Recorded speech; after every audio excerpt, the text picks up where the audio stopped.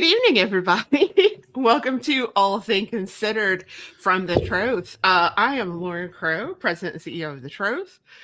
With me is my favorite public relations director, Piper Perry. Do you know what I realized tonight, Piper? What's that?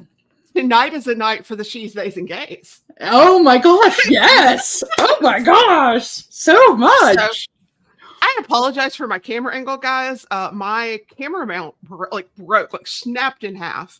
So I literally have my camera bungeed to my swing arm right now. That's awesome.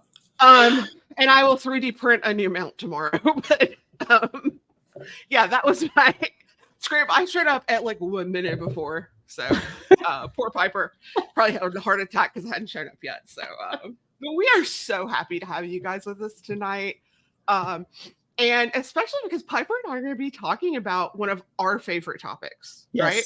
Yes. And that is how we live in a world full of gods. But before we get to that, how about we do a little bit of news and updates? Awesome. All right. So the big news, of course, is for Forge.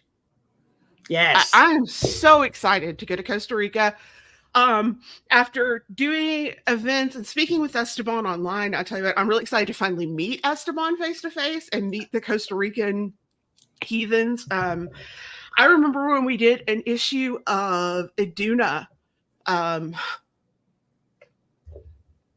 long time ago. Yeah, okay. A long time ago. It was late 2000s, early 2010s. Okay. When Esteban's group first started. Oh, and wow. For those of you who don't know, the president of the Troth used to be called the Steer. And our Steer at the time actually went and visited that group in Costa Rica. And it was really amazing. And so I'm really proud to see for them to go from being to go from this brand new group and now they're hosting for Forge. It's so amazing. And I'm always incredibly impressed by Esteban and his group. And so super excited. If you are interested in going, tickets are of course still available. Last day to register is going to be, oh, come on. It was up here. It is, I believe, let me look at the get your tickets page. Yeah. I believe the last day to register is in March, around the middle of March. So go get your tickets. It's going to be amazing. I'm really excited. And if you can't go to Costa Rica, there's going to be an online experience. So, and we're actually working on getting a really fancy camera for it. It's going to be really cool. But it's going to have an online experience so you can still go, still enjoy the rituals, be a part of the discussion, and really be a part of Forge, even if you can't travel to Costa Rica, because I realize not everyone can. So if you want more information on that, you can go to thetroth.org. It is at the top of the page, super easy to find. Right there, it says Forge 2024. Click that link, and you'll have all that information. In addition, registration for Troth Moot should be going up very soon. In fact, I'm working on that right now. So awesome. For those of you who don't know, that is going to be at Camp Norge, which is in beautiful Northern California, a little north of Sacramento. And it is going to be the first full weekend of June. And we will have information on that soon. You really want to come.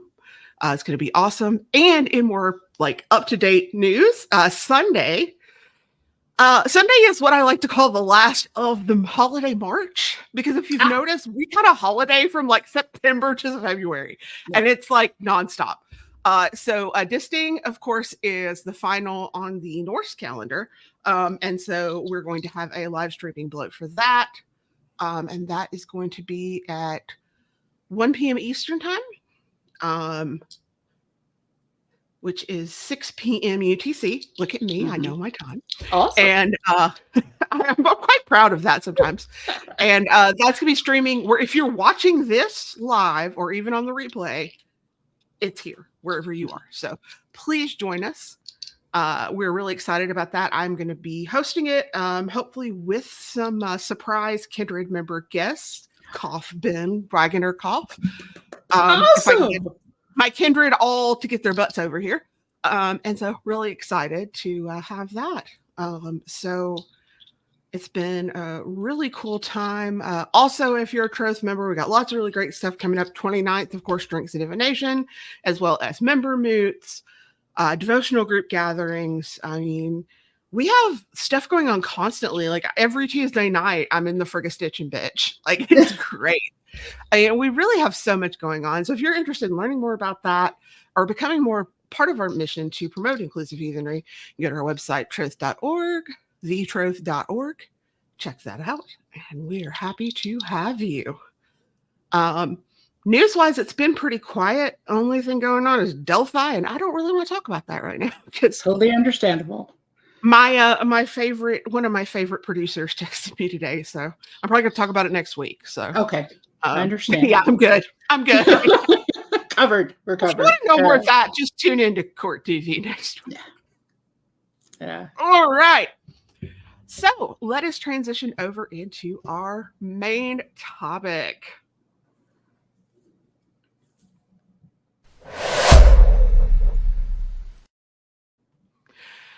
I wanted to have Piper on tonight because they did a wonderful presentation at our Winter Troth meet on land spirits, and especially land spirits when you live in a place that has been colonized.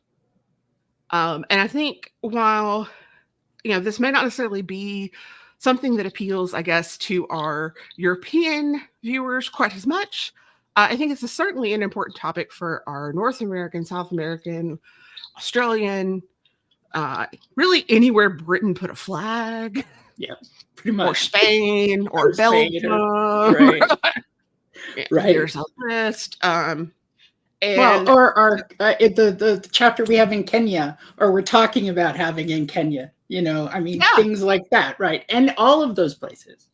Yeah, like I said, it's wherever Britain or Norway put a flag. I mean, it's just... Mm-hmm.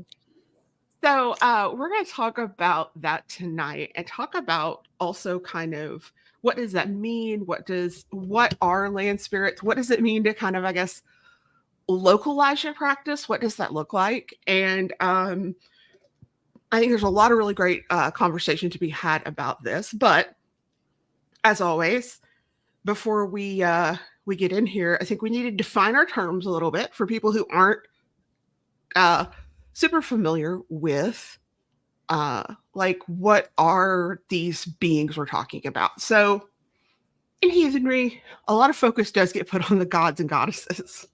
However, we really live in a faith that is full of all kinds of really great spirits. And, we have talked about the Deseer, which are the kind of feminine ancestral spirits. We've talked about the Alfar, the elves. So tonight we are going to kind of focus on what we would term wights, W-I-G-H-T, not the color. You have to be really specific. And you do. We especially do. So no, I appreciate that very much. Pointing that out. And that is kind of why I avoid that word, because I have to spell it out if I'm talking. So I usually say spirits of place. Yeah, I do like to use that word though, because it is a word that's going to come up. If you're new to heathenry, you're going to run into it. So I want to introduce in it. Mm-hmm. So Piper, what are these? And we're just going to kind of use the generic kind of spirits, because I also have this, for my own personal thing, I don't want to try to force our definitions on spirits that don't necessarily conform to our beliefs in certain areas. So we're just going to call these spirits of place.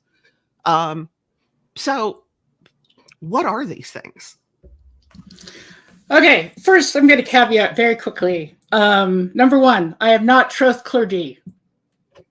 Okay, not talking for the gods or anything. Number two, your mileage will certainly vary because you live someplace else, right? Because spirits of place practice is local practice. Okay, my spirits of place that I have spent a lot of time getting to know the various spirits of place, which is as much science as it is spirit, right? I've studied all the mammals, I've studied all the birds, I've studied all the bugs. What do the cycles look like during the year for the seasons? What's out here, right? What do omens mean? If you see something every day, it's not so much an omen, but if I see a raven on the plains, I'm going to think maybe there's something going on there. So spirits of place are very local, and I tend to split them up into like spiritual ecosystems. And that is determined by the land and water and air, even, in which your spirits live, right? So in the Intermountain West, where I live, and Lauren lives in what we call back east, yes, which it isn't really, but I mean, yeah. I disagree with that. We refer to ourselves as the Mid-South because we are in that nebulous place between the Midwest and the South. Right. Although, if you want to be very specific and know my point of reference, my practice is Ozark. Yeah. So I am Ozark, in fact, I am a traditional practitioner of Ozark folk magic. So Ozark is my frame of reference for everyone. But yeah. Yes. So, but we all are going to have that frame of reference, right? And we have some wonderful books from the Troth that have been written from various people's point of view from where they are. Cat Heath's Elves, Witches, and Gods, very good for getting to know your spirits of place. Your folk magic work. And I would say that if you do folk magic, you are probably closer on like the stool of belief. There's the gods, the ancestors, and spirits of place. You're on the spirits of place leg. If you're doing folk magic, you're using what you have where you are, right? And I think that's, I think one of the reasons we concentrate on the gods in heathenry is so that we don't have to figure out our relationship to where we are. Because the gods are mobile, right? It has been argued, I'm not sure I would argue it, but it has been argued that the gods of the old world are the same gods we worship here, right? So therefore, there's not a disconnect. There's not a dissonance in the resonance that we have here, right? And if you're doing spirits of place work, I don't know if your cat agrees, though. No. I think your cat was disagreeing on that. Utopia Jones always disagrees, right? And that's my other thing about spirits of place. We've brought a lot of spirits of place with us. Cats, dogs, snakes, spiders, scorpions. There's a lot of things that people keep as what we call pets that help us make relationships with spirits of place. Plants are the same. Later we can get into my UPC that deceased house pets become house wights, but yes. That is my experience as well, actually. But again, and not an academic, and anything that I'm telling everyone is unverified personal gnosis. And that is a term for, this is based in my experience, right? This is all experience. I haven't written it down, so it's not science. Anyway, but this is my experience practicing for a long time. And I've lived in different places in the United States, and the spirits of place, to me, have always been different. Living along the Great Lakes is very different than the Intermountain West, which is a lot of it is high desert. So you're talking about different balances between us and the rest of our kin. Because part of spirits of place practice for me is these are my siblings just as much as my human siblings. And it is very important to treat them with as much respect as I would treat my human siblings. Right? So, so spirits of place. I tend to split them up into spirits of the outside and spirits of the in the house, right? And spirits of the in the house are often connected to or part of dealing with pets. And as Lauren mentioned, cats become part of the house spirits that come with you. And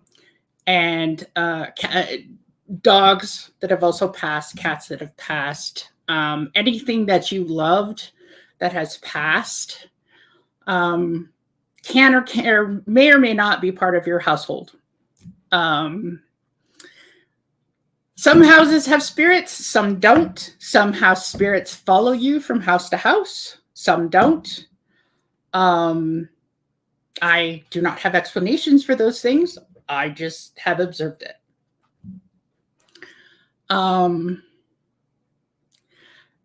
For instance, the house we live in now has a name. She gave it to us not too long after we were living here. It is different than the house spirit we had in our last house. And hopefully won't ever have to move again, just so we're clear. So we can just get to know this house. But also I moved farther away from the mountains onto the eastern plains of Colorado. And that's a different ecosystem. It overlaps with the mountains and the rivers that I got used to, showing my gratitude and taking responsibility for caring for as well. And the prairies, different, lots more birds. So bird seed now is our biggest offering. We feed the bird feeders, we fill the bird feeders every week. We have barn swallows that live over our door, which is very cool. They keep out the riffraff in the summertime. We actually also have some native grasses that were planted around the space that is really cool to watch the interaction of. This is our first year here, by the way. So to watch the interaction between the birds and the grass and the stuff. But again, that's all observation. That's using bird identification manuals. That's, okay, what does this part of Colorado do, right? And one of the things that we're running into now, and this is part of the responsibility, is spirits of place are being affected just as much as we are by climate change. I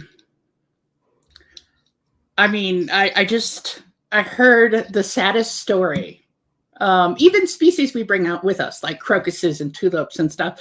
I heard the saddest story that there was one of my friends saw a crocus, the first crocus, at like Valentine's Day, right? And we don't have an anti-frost warning till like May. So I'm thinking, oh, this poor little crocus, it's going to get wrecked by winter. So yeah, spirits of place, getting to know them is important, was important to our ancestors.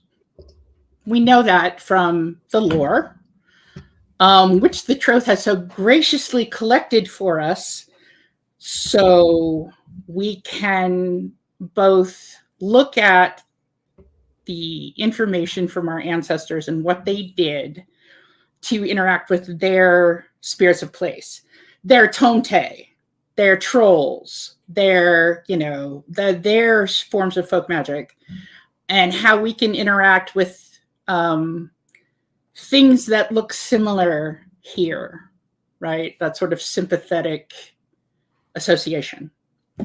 Like both continents have robins, but they're totally different birds. Right? Things persimmons. Persimmons are such a great example. Yeah. Like the difference, if you give a persimmon grown in Arkansas to someone from Asia, they're going to be so confused. Why are you giving me these grapes? Because they look like little grapes. But it's the same kind of thing. And I apologize, guys. My power flickered and everything had to reset. Yeah. We do. Now, we'll say, like, one of the things that we do know historically, and I'm going to I'm here as your resident history nerd, is that we have absolute direct evidence of worship of spirits of place all the way back to Roman era Germany.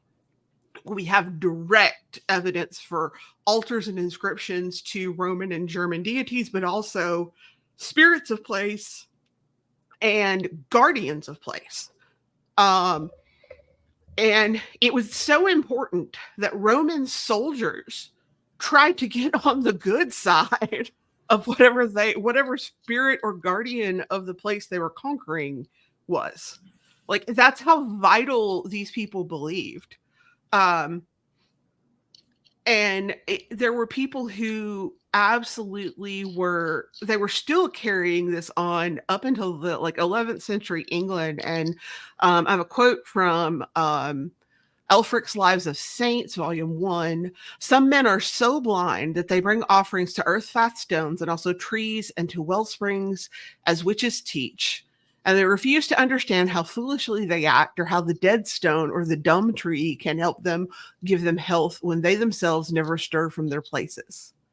And he's accusing people of worshiping rocks and trees and springs directly, but to me, what I'm seeing is people worshiping the spirits of these places. And my particular area is heavily influenced by people who moved here mostly from Scotland and England. Although we do have some German communities and Irish communities, but the primary kind of European influence on Ozark culture was definitely kind of the people who moved to Appalachians, who were German and English, or not German, Scottish and English, and then some Irish, and then migrated further out as they needed more land and more space. And then they went to the Ozarks, which was not their most brilliant move. It's not exactly the best place to try to grow anything. But even then, if you look at the lore that we have in the Appalachians, in the Ozarks, there's still this heavy lore that's both influenced by European belief as well as the indigenous belief. They really kind of, both cultures as they came in contact with each other, really kind of almost integrated these beliefs and crossed these beliefs with each other because they were so similar. What the Quapaw and the Cherokee that were left behind in that place in the Ozarks, as well as some of the other tribes in that area believed, were very similar. And that it was almost became one of those things where they were certainly not talking past each other when they were discussing these things. They could understand each other based on the folklore of this area. And the same can be said in a lot of areas. And I think when we discuss things like land spirits, it is something very universal in a lot of cultures across the world. And it's one of the first parts of heathenry I really embraced wholeheartedly. Me too, actually. That's the first part of that's what paganism started for me, was spirits of place practice, because I grew up in the middle of nowhere surrounded by nature. But that also tells you the local practice, the practice you describe. Indigenous removal is much different here. It's much more brutal. It's much more violent. And by the time my ancestors get here in like the 1800s, there has been a split between how they envisioned the area. Christianity has cut most of my ancestors off from spirits of place practice, right? And that's one of the reasons too that it's so easy for us to flip to God from God to gods, right? Because we're used to that. We're conditioned for that in the Christian overculture. Well, and most of the early heathenry that we have, when you look at like pre-1970s practice, and even bleeding into a lot of the racist practice, is pretty much Christianity with Jesus and God removed, put in Odin, Thor, and Balder, and shake it real hard. Right. And make sure there aren't any girl cooties on it. Yeah, no girl cooties. No girl cooties allowed.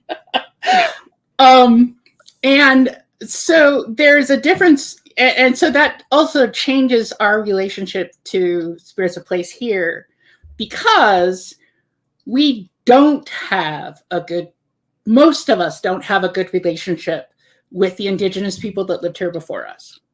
Okay. And most of us don't have an ancestral practice which emphasizes gifting and gratitude. Okay. So, and the Intermountain West is pretty much just a capitalist colony. You've got a lot of metals that come out of here. You got cattle, you got sheep, Colorado fundamentally at its founding is a libertarian paradise, because wealthy people get to come play feudal lord here, right? And that got a little better. Yeah, it got a little better. And that is, so the history is different, right? So the relationship turn out to be different. However, what we've all done, hopefully, if we're heathens and we believe in spirits of place just as deeply as we believe in the gods, then we have gone through our history and picked out the pieces that we know work for relating to spirits of place, both ancestrally and modernly. Iceland still does things to talk to the elves about making highways, right? So as long as we do, so we have the knowledge, now we have to step forward into responsibility for fixing what capitalism broke. Well, and I can understand that. I live on, like, my house is physically on the Trail of Tears. Like, I am physically on the Trail of Tears. I am less than 2 miles from the Trail of Tears Park in Little Rock, where the Trail of Tears camped for quite a bit of time. It's actually now the University of Arkansas at Little Rock, that's where that campus is. But Coleman Creek, which runs by my house, is where the Trail of Tears traveled, through that in the Arkansas River. So I can understand there are so many places where I live in, I grew up in the country too. And in the city here in Little Rock, and this has been a comment by so many pagans, and it's been part of like what's made house buying hard here, is you go to so many houses here and the land feels dead. Mm-hmm. Mm-hmm. Oh my God, yes. Uh-huh. It's like someone spiritually salted the earth here. Mm-hmm. And that has been a real challenge. And, and so, we just bought a new house. And so part of my journey in this is rewilding my city yard with native plants and doing all of these things to try to bring native wildlife back and hopefully restore some of that feeling of of life. Yeah. Because so much here is so broken. Mm-hmm. And it's strange because I've been on land that's still indigenous held as part of my old job working in an outdoor theater that was run by a tribe, and the difference is palpable in this like land that they've owned, that they've been able to care for continuously versus, you know, everywhere else. A lot of other places. Yeah, or even like places where we have put in that work. Like we have a place here called Kiddo Settlement, which is Kiddo burial mounds. And where we as a society have put that huge emphasis in caring for and preserving, I've noticed a difference. Mm-hmm. Yeah. But yeah, I agree that I do feel like as kids, we're tuned into this, right? Mm-hmm. And then as adults, we lose it. And it's not just us, you know? And I'm gonna read a little quote here from my late friend Rod Landreth. Awesome. Our ancestors understood that when local animals ate the offerings that either the whites had already taken. I think you froze. Hold, please, for the rest of that quote. I'm sure it's a good one because he is a revered elder. We missed your quote. You froze. Hey, I'm sorry, guys. I know it's okay. Bad weather. Okay, I'm on AT&T. That should explain everything. After yesterday. After yesterday? Oh my goodness. Yeah. Yes. So our ancestors understood that when local animals ate the offerings, either the whites had already taken what they wanted or the animals were the whites themselves. And so I love that, you know, our ancestors would leave these offerings out, understanding that the whites and the animals were kind of one and the same. And one of the things that he was talking about here, you know, we need to repair our relationship with the land. And that begins by the life on it. And that we any major construction or landscaping project should have their permission. They often live in trees and boulders. So if you absolutely have to move any of these, you must warn them in advance. And if you can't avoid destroying their home, at least give them a time to move out. Landwights dislike loud noises and bloodshed. They probably also hate pollution, heavy traffic, and littering. And I think, anything you do for the integrity of your land may be considered a service and an offering to the landwights, whether it's direct activism against polluters, working on ecological restoration projects, or simply picking up litter. Mm-hmm. Yep. That's how I started, actually, is picking up litter. And that's it's such a profound experience that I do it every year, right? Because it's like one of those, and even all crippled up, I do it every year. And it is because I think it's important enough to demonstrate to the larger land community that I care about your health, right?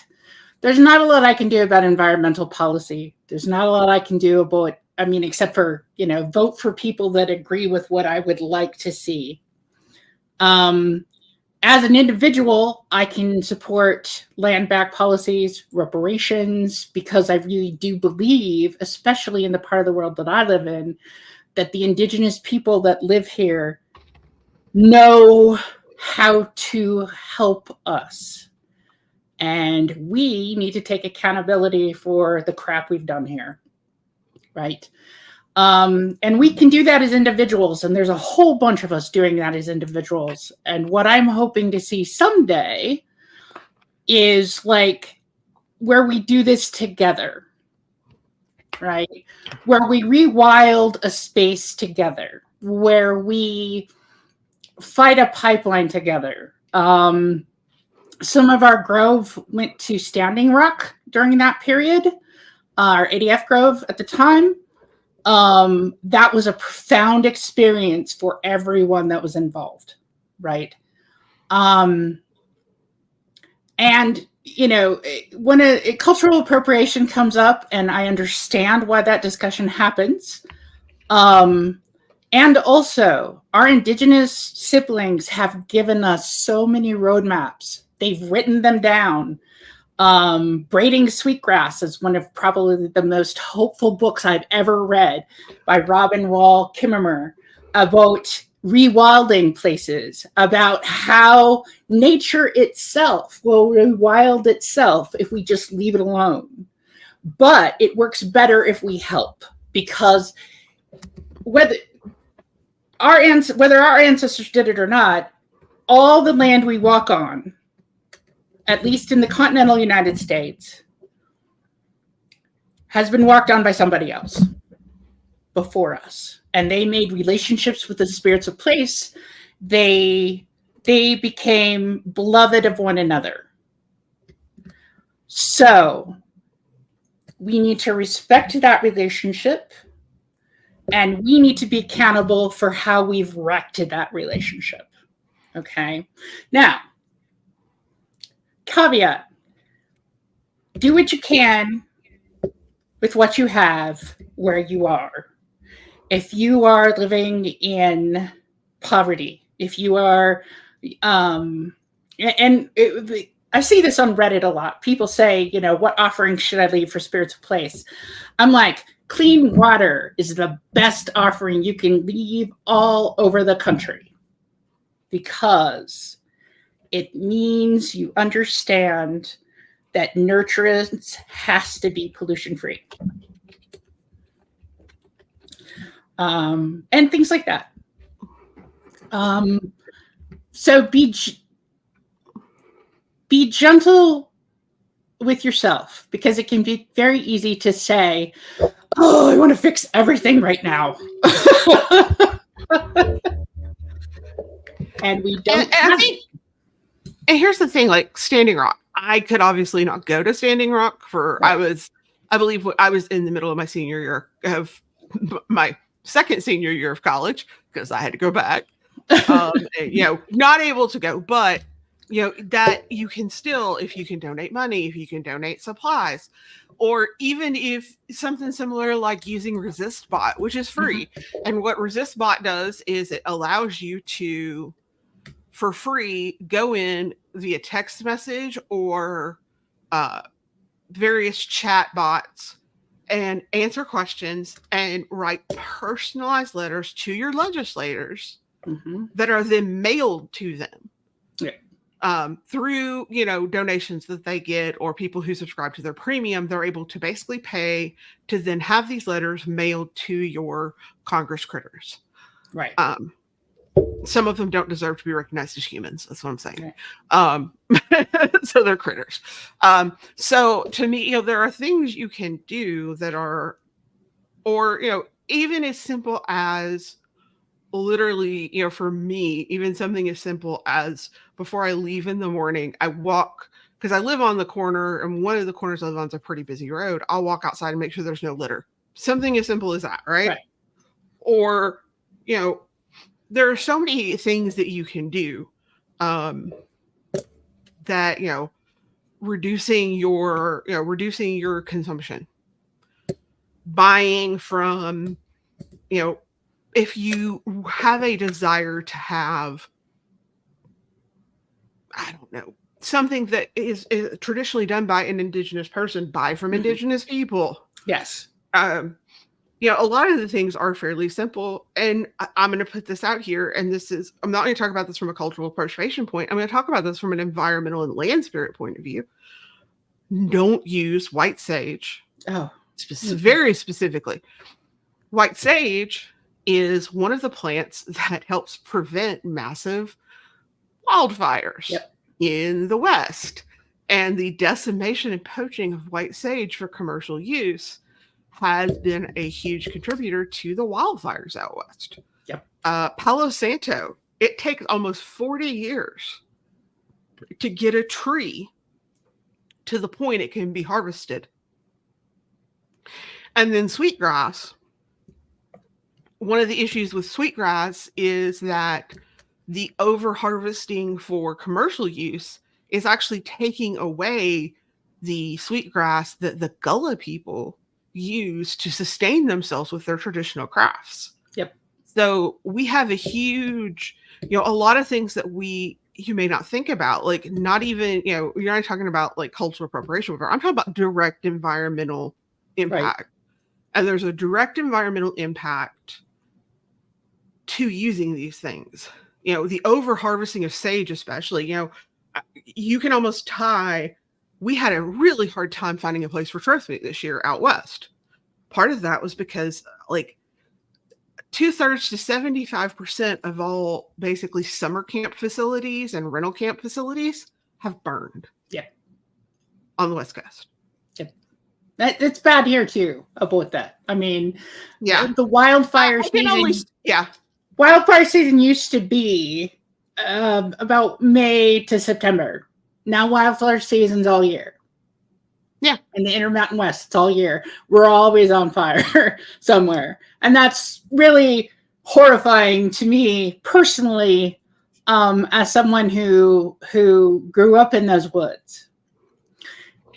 And also Firewatch jobs are no longer seasonal. I have a friend that used to be a seasonal Firewatch person, and they offered her a year-round job. Yep. Because Firewatch jobs are no longer seasonal in the mountains anymore. Nope, they can't. They can't be, because we're on fire all the time, and we're on fire all the time because of climate change. Well, I mean, where I live now, we got hit by Cat 1 hurricane. Yes. Oh my gosh. In Little Rock. I mean, we deal with huge issues with flooding now here. It's different kind of sides of the same coin. And, the fact that we got this huge, horrible blizzard this year, and then now it's 80 degrees outside. I'm wearing shorts right now. I had to turn the air conditioner on because it was so humid last night. Right. Like it's February. It's 80 degrees. I'm going to have to go out, tomorrow. There is, there's like my fire pit season was a week this year. I mean, that is just kind of how it is. And we don't even have a fire pit season anymore. We can't. It's too dry. This season where you could go outside and enjoy, but even or even a fireplace season, with a whole week, right? Yeah. And as someone whose heathenry is primarily balanced around the land spirits of my ancestors and less about the gods, it's painful and it's hard. And we, as far as like traditional folk practitioners, we struggle now with getting some of the plants that used to be super abundant aren't anymore. But the invasives are everywhere. They really are. I never see kudzu again. I'll be out of paper. That one's more of a California thing.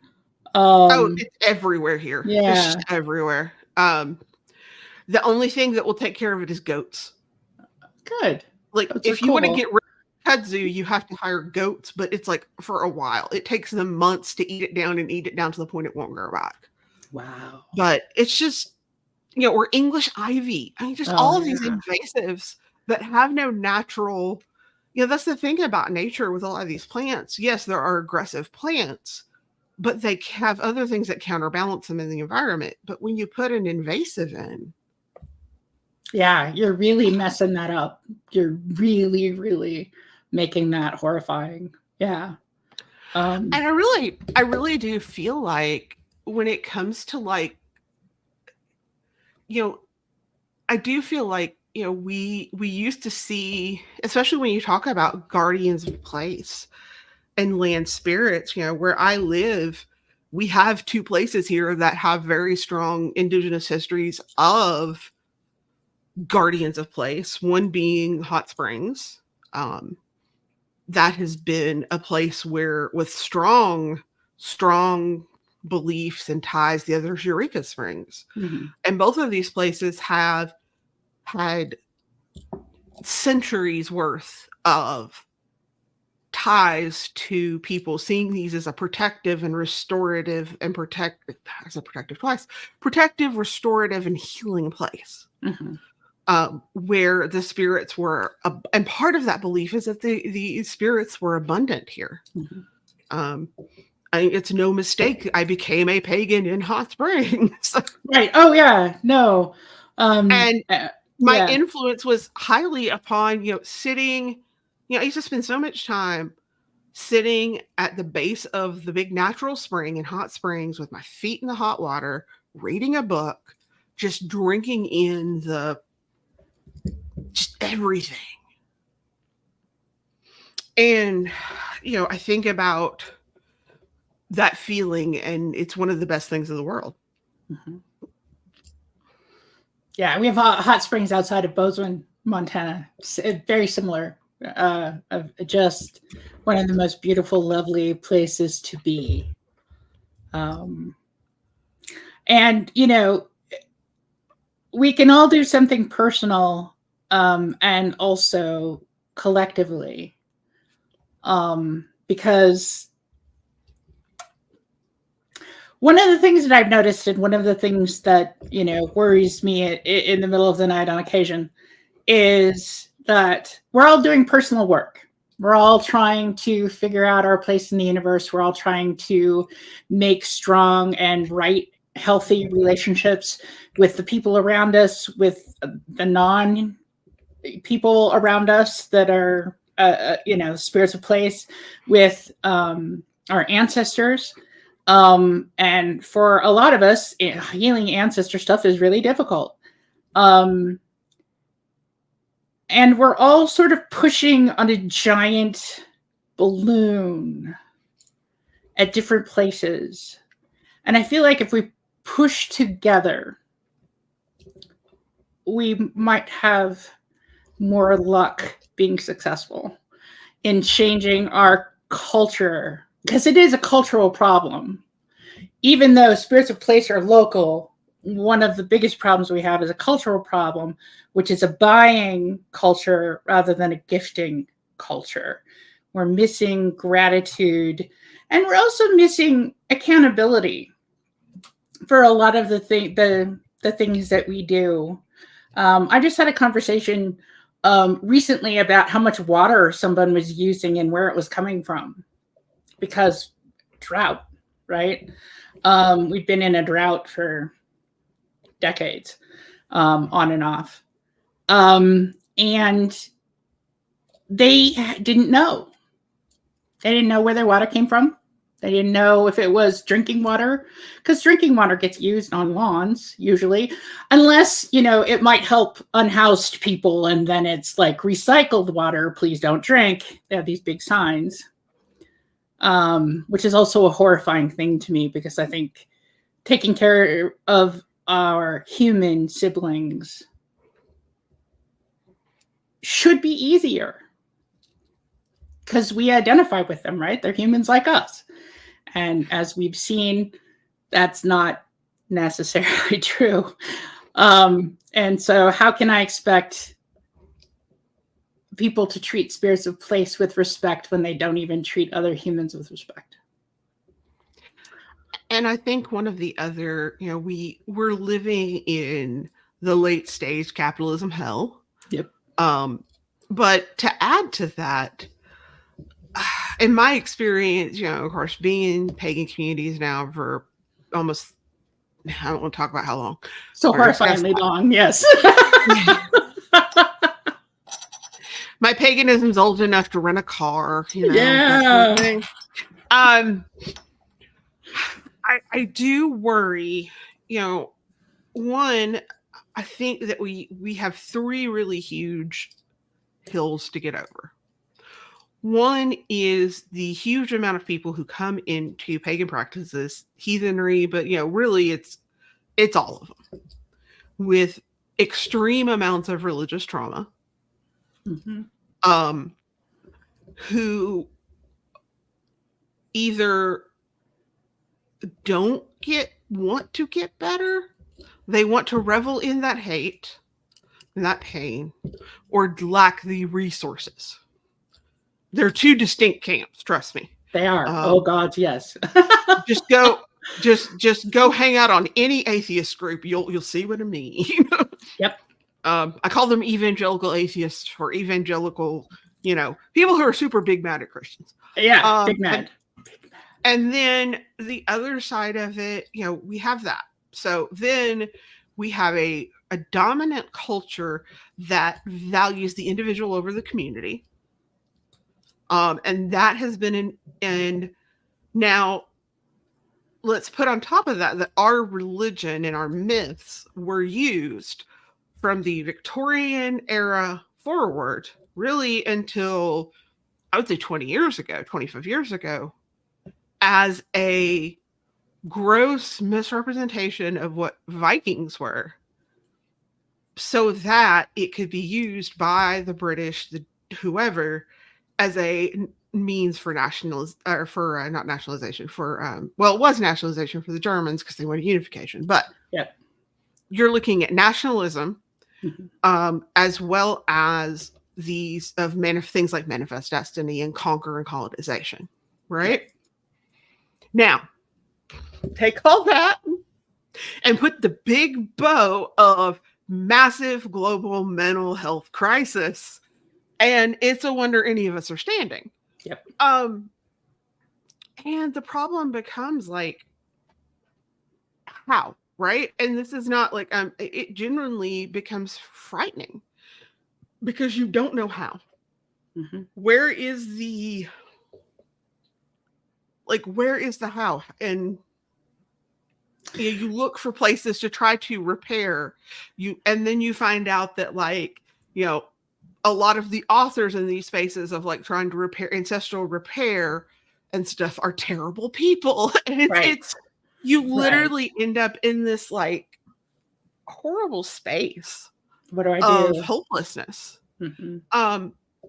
One of the things that I'm working on actually is with a colleague is a religious unpacking your trauma, right? Because you're totally right about that. I realized how much I'd healed because I was in a conversation with another pagan, and their distress about being in Christians, they described it as perpetrators being in the same room as victims. And I was like, oh, I forgot that was a thing. I better backtrack and see how I can help this person through that trauma, right? And I was like, yay, I feel too bad anyway. And also, right? Because you're right, we don't have a lot of places to heal that trauma. We're not talking about that trauma very much. And I think that until we understand what gratitude means, we can't participate in the gifting cycle because it's meaningless. It's form without function. It's just, going through the motions or LARPing the faith, as many people have put it. As we talked about last week. Yes. And I do think that I think one of the other things is I think that part of that is also that black and white worldview. There's so many things and I, when I came into paganism at 17, I was angry. I was a victim of clergy sexual abuse. I've been very open about this. Yeah. I was very angry. I was very hurt. I had been raised in a cult-like Christian environment, and I was a teenager. Teenagers are already angry. Yep. And it literally drove me to the point, and this is what unhealed religious trauma will do to you. It drove me to the point that by the time I was 35, I was agoraphobic. I had panic disorder. I could barely leave my house. I could barely do anything. I was in intensive outpatient treatment 3 days a week at the Nut Hut. And, all because a majority of it was completely tied to unhealed religious trauma. And, I've been with the same therapist since that point, right? So I've been with the same therapist for almost 10 years.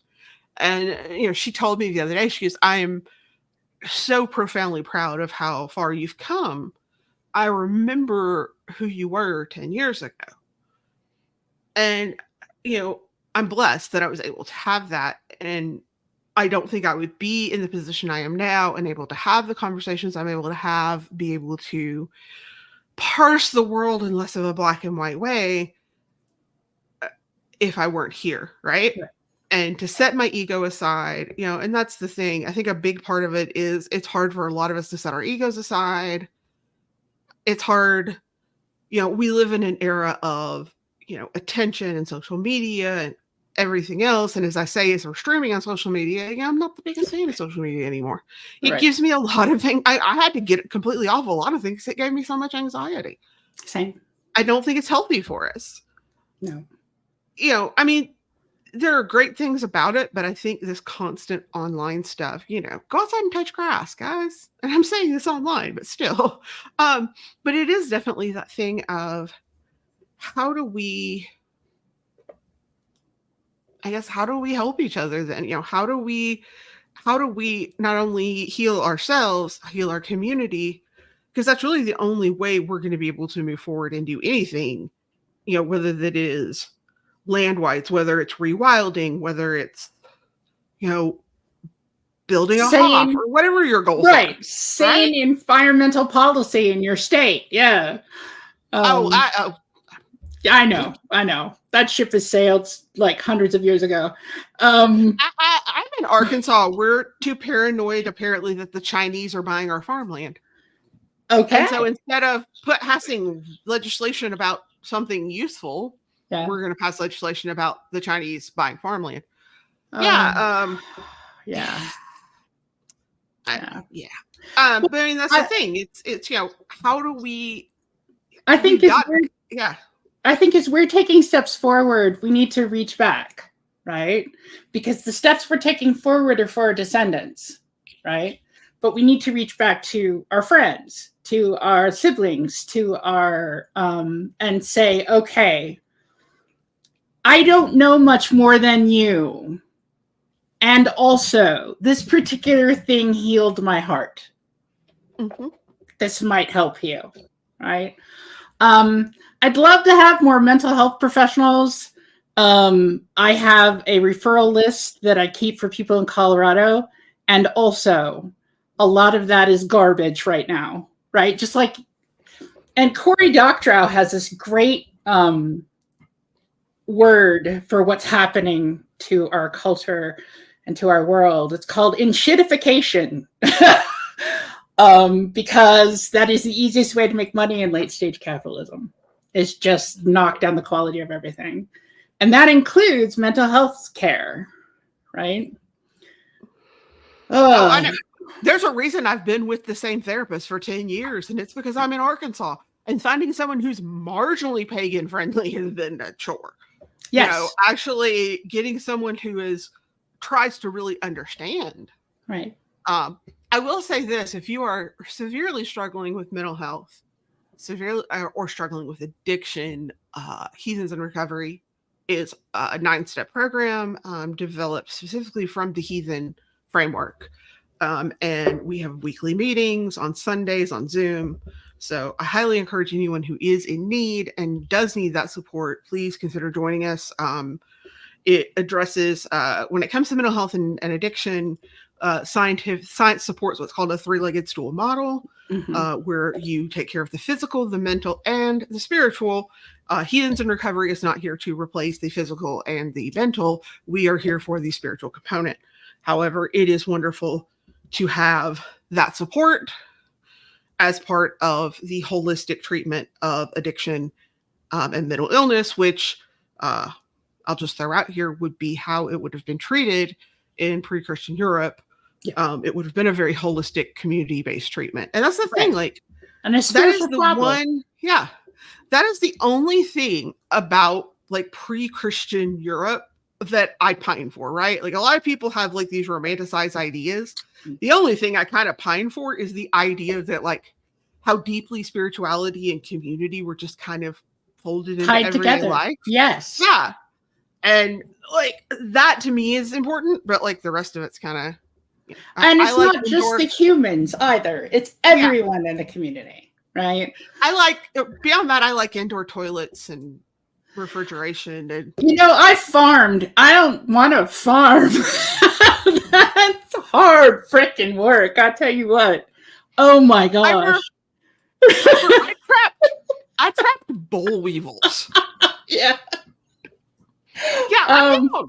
I'm good with my indoor plumbing and my electricity and my HVAC. Yes, I'm good with. I love central heating. It's my favorite. I don't particularly. I like having antidepressants and I do. Pain medication, Advil, that kind of stuff. Yeah. So I don't really want to go backwards. But that being said, I do think that and to kind of wrap back around, it comes back to, I think, developing a holistic worldview. Yeah. And that I think is the hardest part of heathenry, right? So you come into heathenry and you're all excited. It's the gods and this, and I went on rituals. The next step comes in, and this was the hardest part of my heathenry. This is really where my heathenry's developed after I've been in like 15 years. And that was that next step of really learning how to remove that Christian. All right, I apologize to anyone who's having heathen talk flashbacks because this is going to sound a whole lot like it. Yeah, but humor me for a minute. I apologize in advance, but I actually had some points back then that made sense once in a while. It's this learning to kind of shed this Christian individualistic mindset that you were raised with. Whether you were raised explicitly Christian or not, you were. And unless you happen to be one of those really lucky people who, I don't know, were raised on an indigenous reservation, or you're native and raised on, something like that. Yep. Shedding that mindset, really learning how to think heathen, right?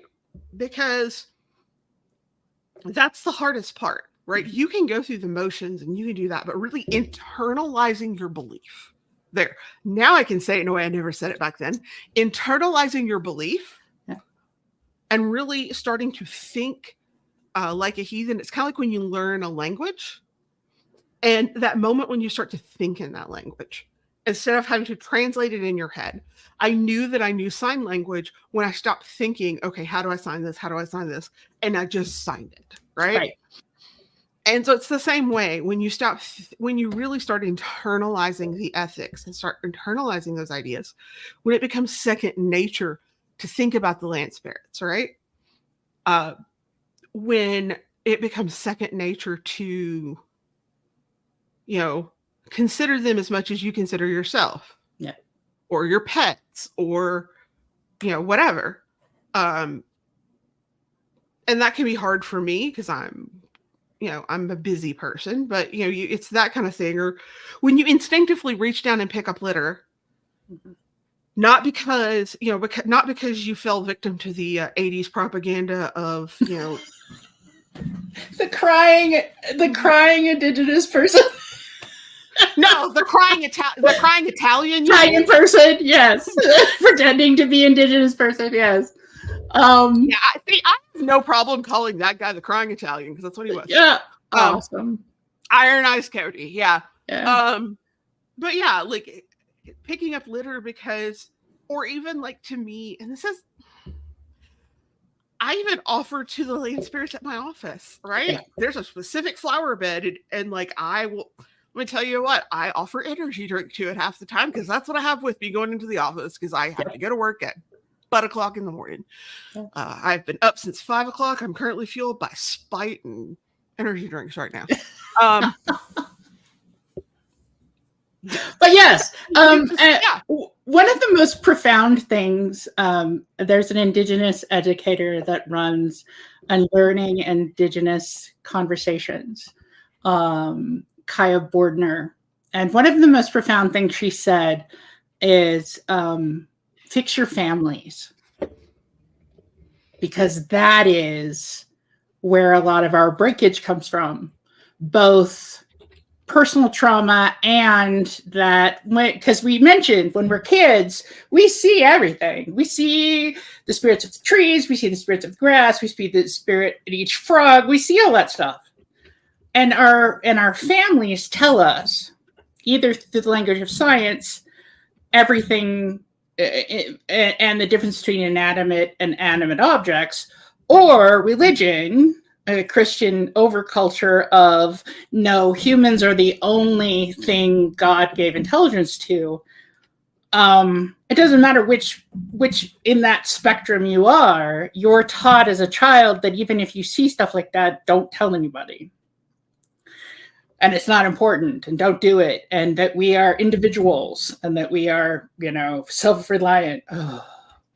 Anyway, and we're not. We're interconnected. We're interdependent. And we're also interdependent with our environment, just like everything else, everything else around us. We are part of it. We're not separate from it. And that's internalizing heathenry. That's internalizing animism. That's internalizing the idea that we are not the only creatures that matter. Anyway. And I think that's, it's incredibly important. Mm-hmm.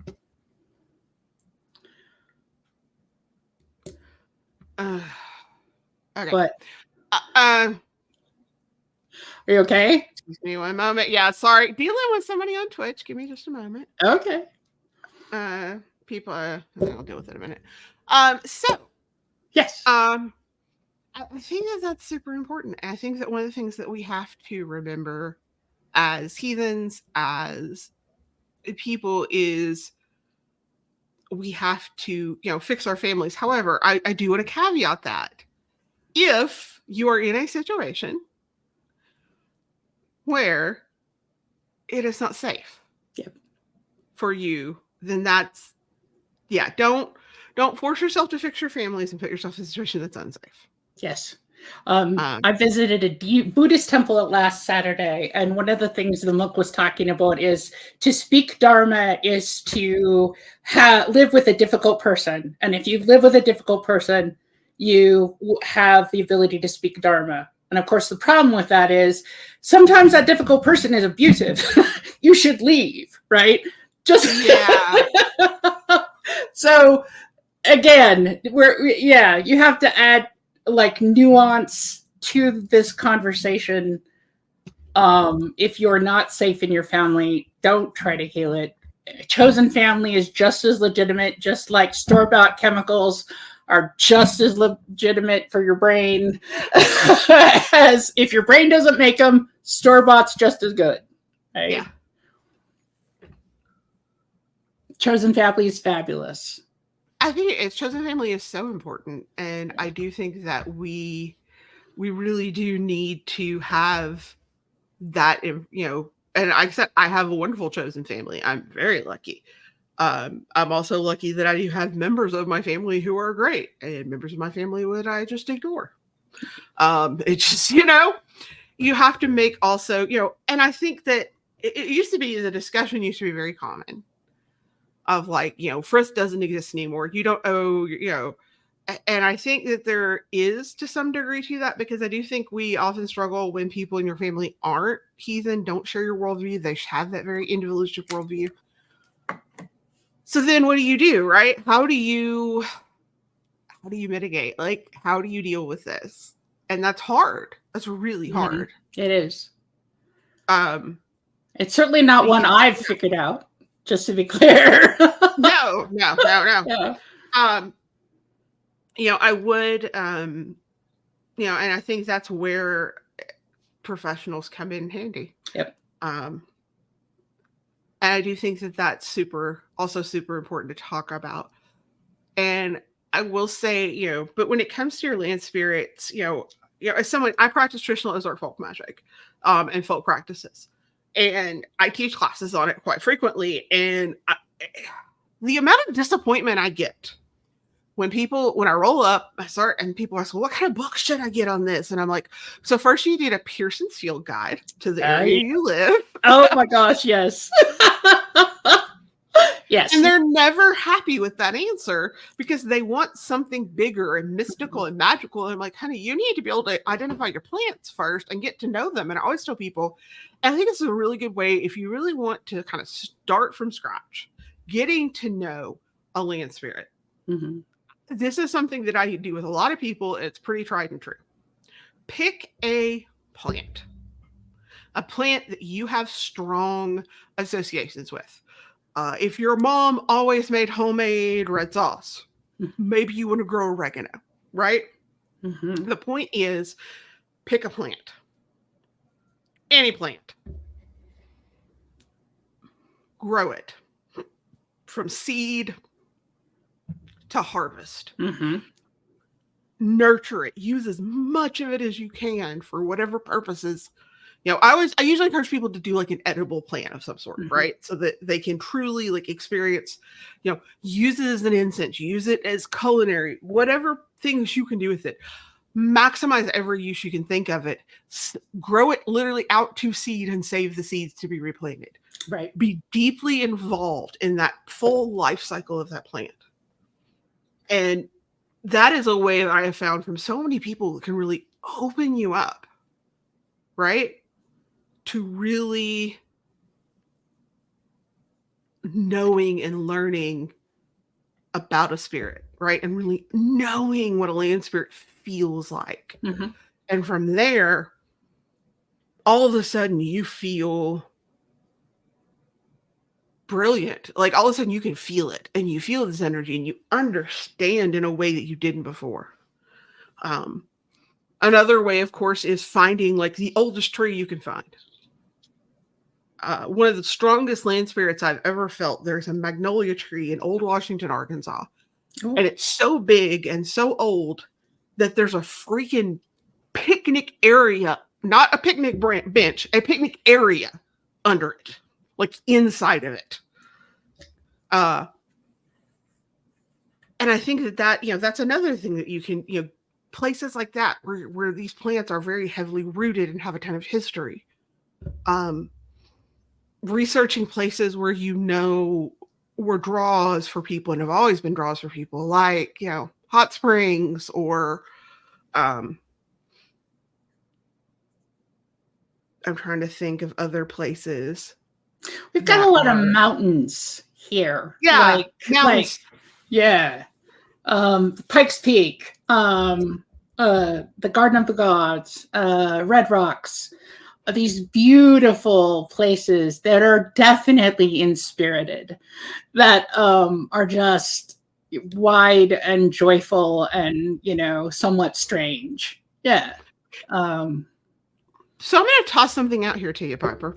Okay. Because I want to know land spirit opinion time. Let's play UPG opinion time. All right. Do you think that people, when they pass, a part of their soul can become specifically a guardian of a place? Yes, most definitely. And I think that was probably the basis of land spirits thousands of years ago, right? You lived where your people were buried. And so they became, because of that relationship, they became spirits of place. And awesome, amazing. And also that's part of the reason we have an extra step in colonialized places, because those spirits of those people are still here. I have a more modern example. Awesome. So in Arkansas, just about an hour north of me, we have a mountain called Pettigene Mountain, because Arkansas is nothing if not butchering French language. Okay. I mean, this is what we do. It should actually, if you want to pronounce it correctly, it would be Petit Jean. Okay. But, Arkansas, Pettigene. Pettigene, yeah. Pettigene. Pettigene. I mean, literally to the down. And so Petit Jean was a woman who disguised herself as a man because her fiance was coming on one of the Spanish New World expedition or French New World expeditions, excuse me. Okay. And she died, and as a result was buried on that mountain. And this was still a time when Arkansas was, primarily still indigenous inhabited. And it's a pretty common belief in both, indigenous people and non-indigenous people that her soul has basically become a guardian of place. It is her soul and her spirit are part of it, depending on what part. We wouldn't argue soul, but that's a topic when we're going to bring Winifred on for. Yeah, please do. Because I'm not an expert. We'll bring on Winifred Hodge Rose, who is an expert in soul. Definitely an expert. There is kind of this belief, and like even as a kid, as a Baptist kid, when we would go there and go hiking, like there was still this presence of this spirit there. And even now, people very strongly believe, and she died in the 18th century. People still believe, yes, she is a guardian spirit of the place. Her spirit still inhabits this place. Sure. So to me, because she couldn't go home, right? Right. Yeah. That's why a lot of people feel, that's why there's this belief that like Valhalla isn't necessarily a place as much as it is like a kenning, and it's actually more about you cannot go home to rejoin your ancestors, right? So Valhalla or places like that are almost like a consolation prize for those who died away from their families. I like that, actually. I like that a lot. Because most people in that era wanted to come home. They wanted to be buried with their families and rejoin their people. And so I do think that's important. So since we're talking about those I will say, I think that if you live in a colonized area, one of the most important things that you can do as far as land spirits and offerings to spirits is finding out, first of all, whose land you inhabit. I think that should be the first piece of cultural competency. And I don't know why they don't teach that in elementary school, but I know why, but but also then researching, or even like I reached out and just asked. Yep. I think they were a little confused, but they appreciated the spirit of my question, at least. Yes. What are appropriate offerings? Yeah. One of the things that was told to me is not to offer alcohol, obviously, because of the fraught history of alcohol, white people and Native people in the United States. Right. And to reach out. And then also for me, part of that stewardship is also financially supporting, and granted, I can't give a huge amount, but I do make an annual contribution to the people who once resided here. Yep. I obviously can't get their land back for them. No. Although they, I'm really hoping and praying they fleece a whole lot of people with their casino that they just opened. But okay.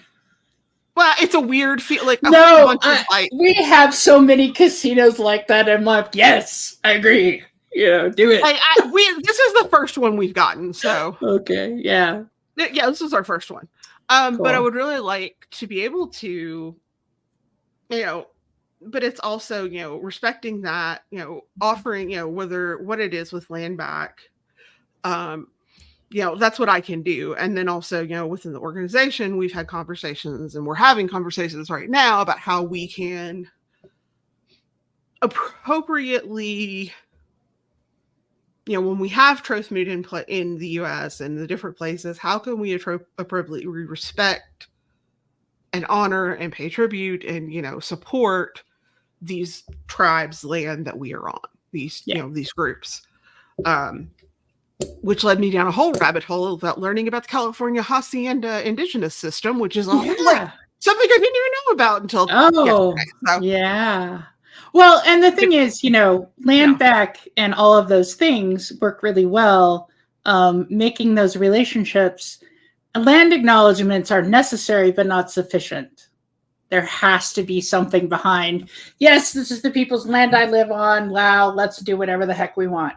No, there has to be something behind that. There has to be some sort of When I did this talk at Virtual Trothmoot, there were quite a few people that there's an indigenous tax organization that they contribute to, which is a fabulous idea, and I'd never heard of it.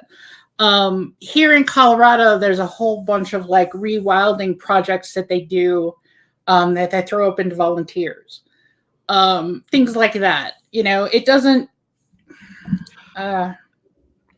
contributing to some of the, to me, one of the things that was suggested to me by a friend who's indigenous is contributing to scholarship funds. Yep. For indigenous people, or contributing to another thing that people have been, contributing to the funds to pay for DNA testing at the residential schools for remains. Yep.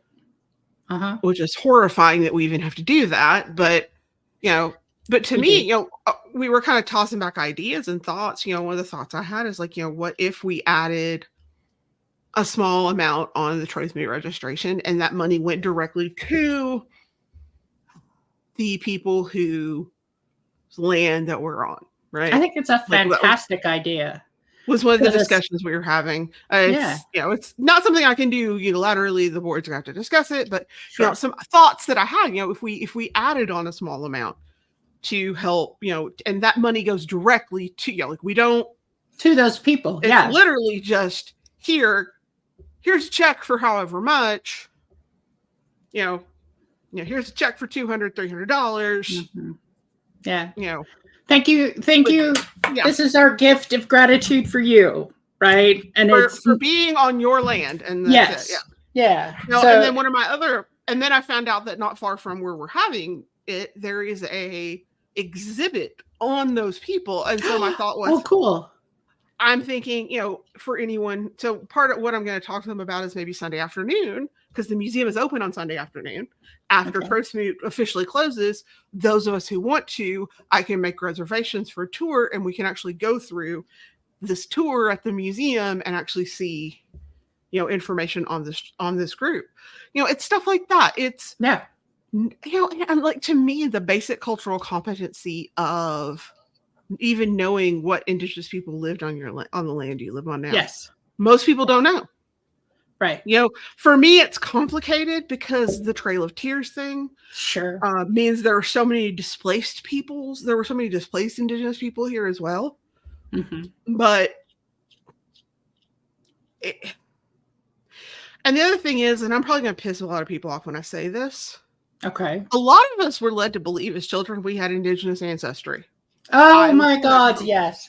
Everyone was related to some Cherokee princess back, and that is a way to establish residency, right? Without having to actually do the work. Yeah. I've met a lot of those people. And well, I want to say, where I live now, kind of in this, Arkansas, Oklahoma, Texas, we were all. It wasn't Cherokee Princess. We were all Quapaw Kiddo. Oh, okay. Because that's the native tribes here. Right. And we did I did the ancestry DNA test, and I'm so white. Ritz is asking me to come over and be a product tested. Mm-hmm. And not only that, I'm so white that most of my family's from the Channel Islands. I'm really just terrifyingly white. Right. And so I'm looking at this information and thinking, be honest. I think honesty. Don't be a pretendian. Yeah, don't be a pretendian. Yeah. I think that hurts a lot of people. So be honest, because here's the thing, but I think also, I'm also going to say something else that's probably going to upset some people. Consider letting go of a European identity. Yeah. Yeah. Unless, of course, you just came over from listen, if you moved to America from Ireland or Sweden or wherever, okay. Yeah. Right. And I'm mostly talking specifically to white people. This is not for you if you're, embrace a regional identity, guys. Yep. I am Ozarkian, right? Mm-hmm. my regional identity, is important to me. That's how I relate to the world more than my ancestry in the Channel Islands or my ancestry in Sweden, more than anything, state boundaries or anything else. What we really identify and how we really are is really heavily based more on region, right? Yes. Than it is on. So, when people ask me, like, what kind of heathenry do you practice? I say Ozark heathenry, and it confuses the heck out of people. But the fact of the matter is, part of that whole, to me, part of being part of a world full of gods is acknowledging that I am not just part of that world of the gods, like the big gods, the gods that I worship, the land spirits, the various and sundry other spirits are intrinsically and tied to here, where I am. Yep.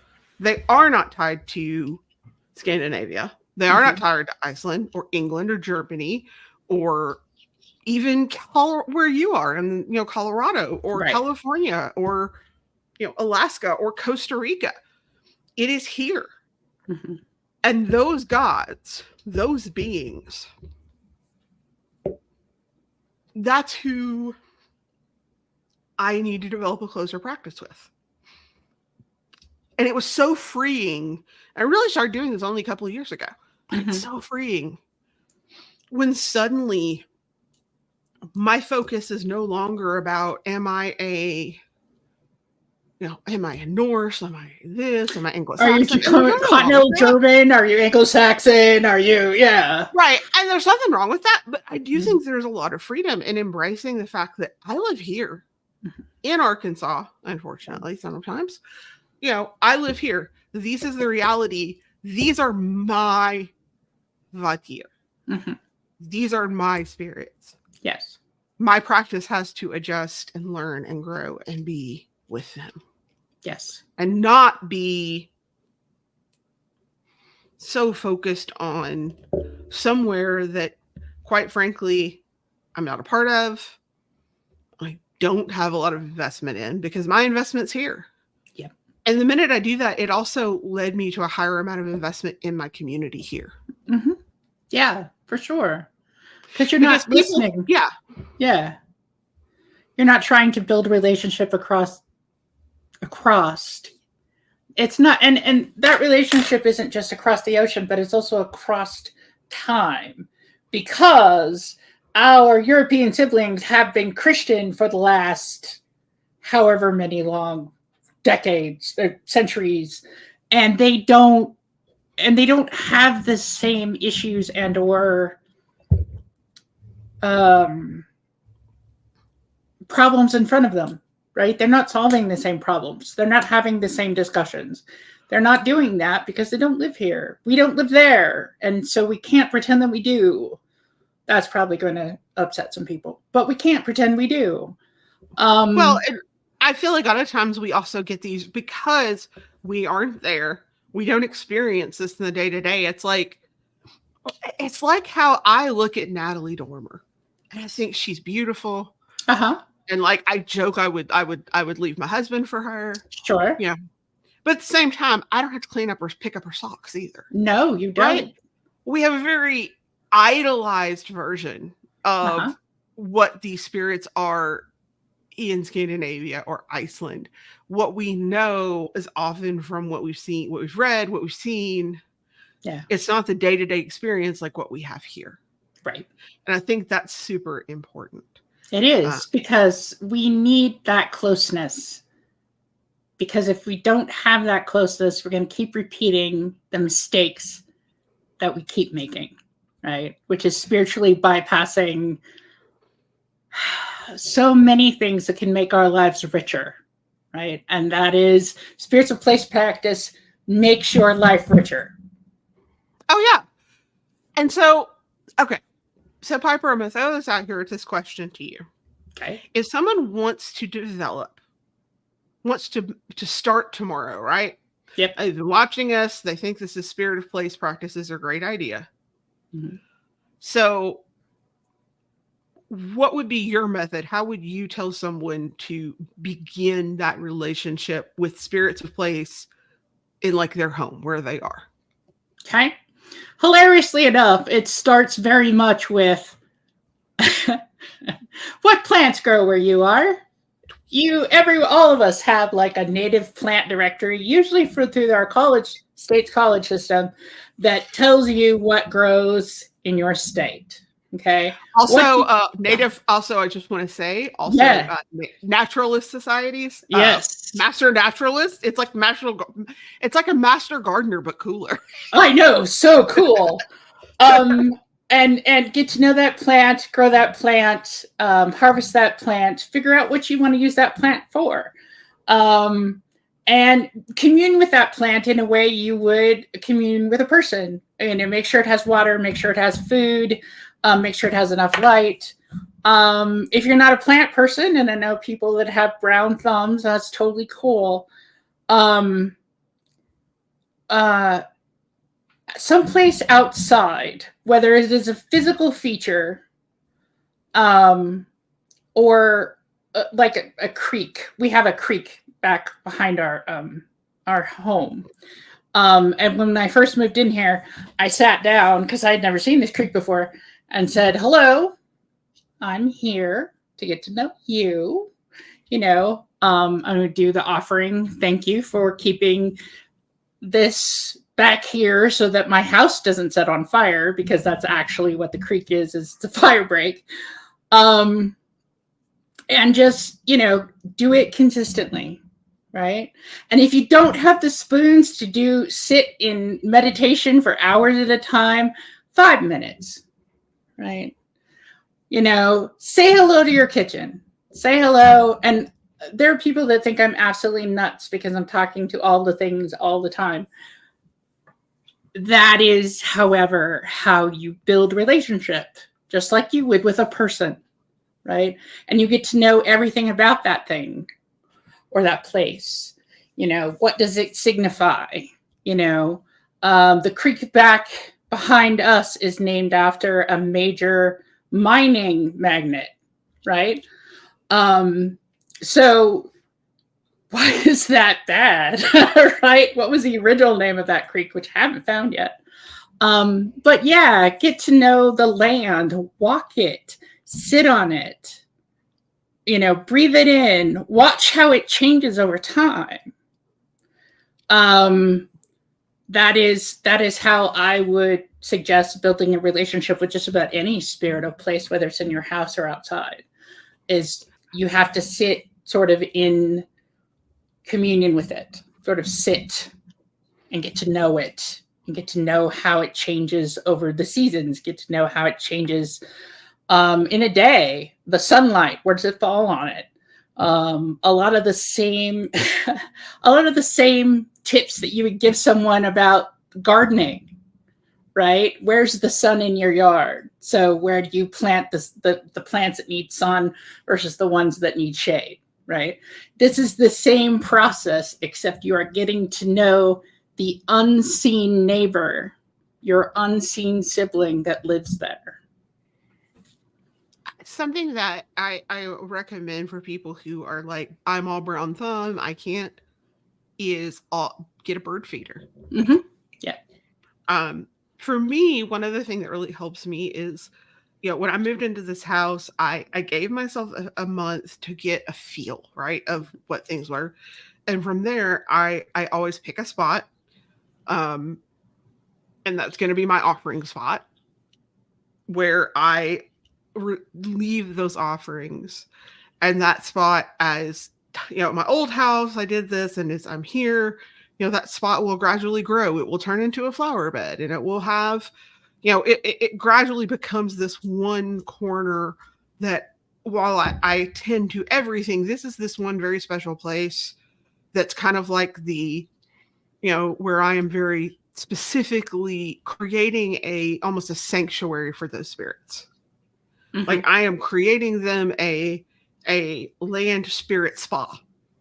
The one, for me, part of that, the plans were to put in some, like a water feature, because that seems nice. But yeah, it's that kind of thing. It's, creating that space and putting that time and effort in like you would any relationship. And I think that's important to remember. This is a relationship. Yep. Just like your relationship with the gods, just like your relationship with people, if you have a relationship, if Piper and I just don't talk to each other for a year, our friendship is going to greatly suffer because we haven't talked to each other. Right.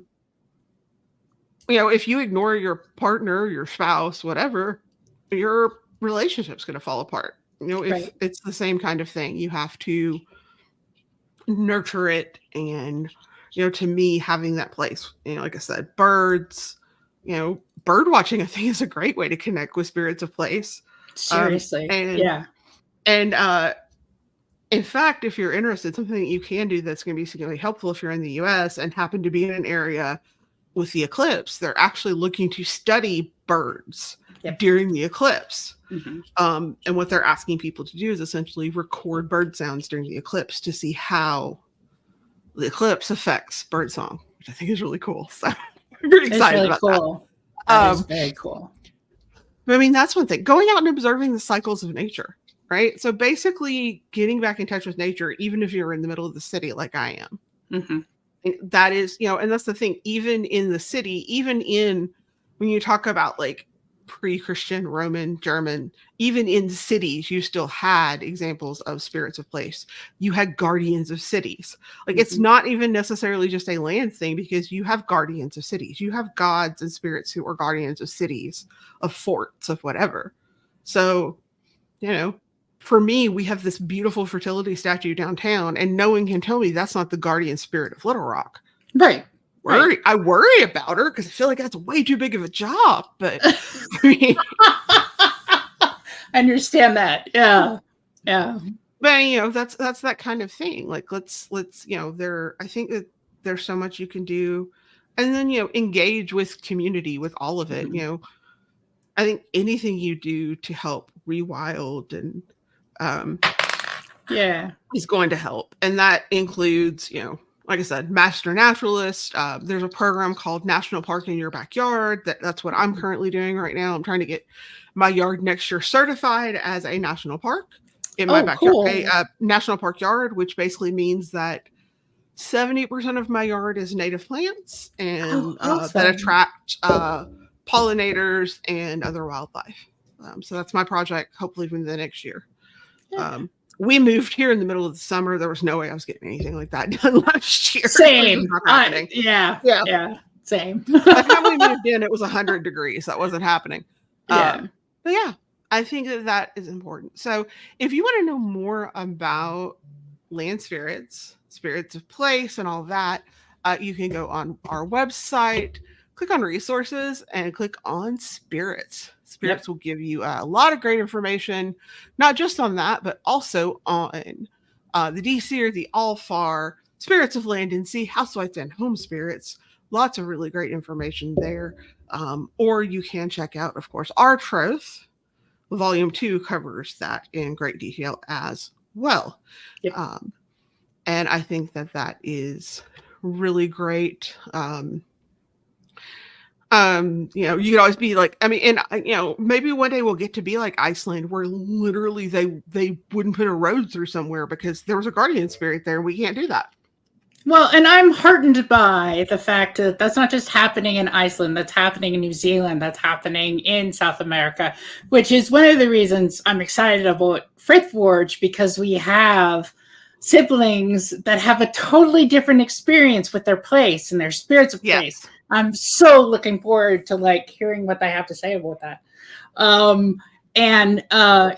So we have tons of resources, and for anyone that's having issues in the spiritual leg of their care, we also have a really good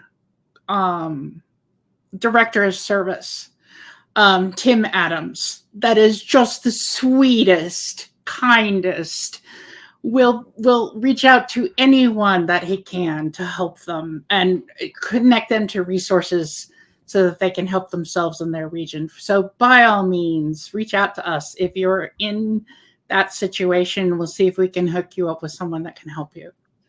And I think that is important. And, most importantly, I think we have to take care of each other. Yep. And remove ego and instead, try our best to take care of each other.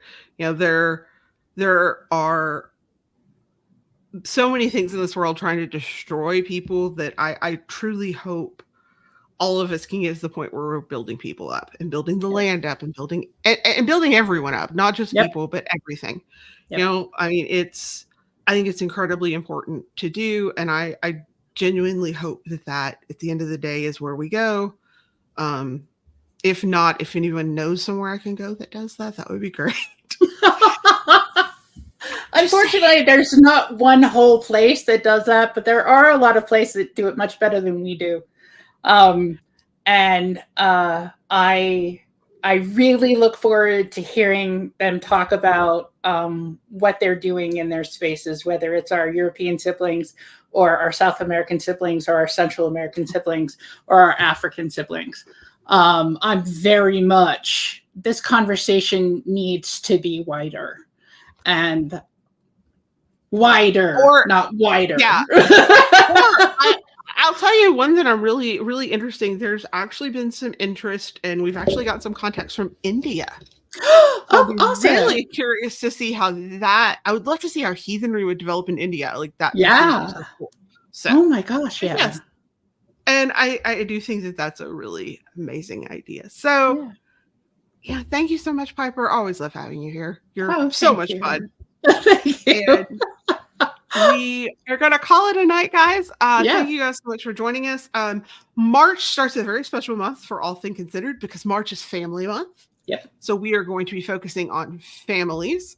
Going to talk about educating your kids in heathenry, talking about what does family look like in heathenry now. Lots of great stuff coming up next month. So please tune in all month long. And then in April, I'm already working on it. The very first week in April, we're going to be talking about eclipses. Oh, yay! Awesome. Along with Ben Wagner and Tom DeMeo. We're all kind of working on this, getting this ready. So we can talk about eclipses right before the great North American eclipse. Awesome. Destroys my state. So yeah. That's awesome. Yeah, I was trying to figure out how I could get out of the state for it, but right. Yeah, I understand. So from our wonderful, wonderful heathen family to yours, everyone have a wonderful night, and we will see you next week.